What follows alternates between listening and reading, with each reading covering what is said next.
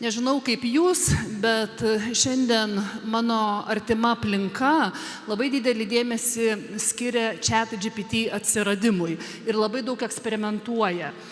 Ir staiga supranti, kad nauja era būtent dabar prasideda, nes visos žinios, kurios yra formalizuotos, standartizuotos, jos bus pas ChatGPT. Ir žmogiškasis racionalumas su tuo nepakonkuruos. Tiesiog kaip kažkada tai mašinos atlaisvino mūsų rankas ir mes turėjome ką daryti ir kurti naujus dalykus. Tai dabar ChatGPT ir kitos panašios programos atlaisvins mūsų racionalumą. Ir tada klausimas, ką žmogus darys. Tik mes gal pamirštam arba nežinom, kad šalia formalizuotų, standartizuotų industrinės epochos arba 20 amžiaus sukurtų žinių egzistuoja neišreikštos žinios, kurios gyvena mūsų kūne, mūsų vidiniam pasaulyje.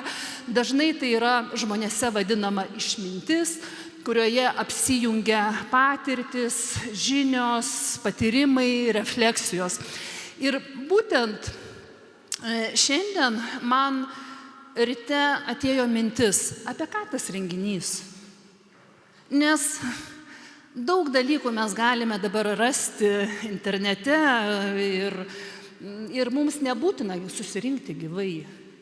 Ir renginys yra apie gyvo, intuityvaus elgsenos lavinimą.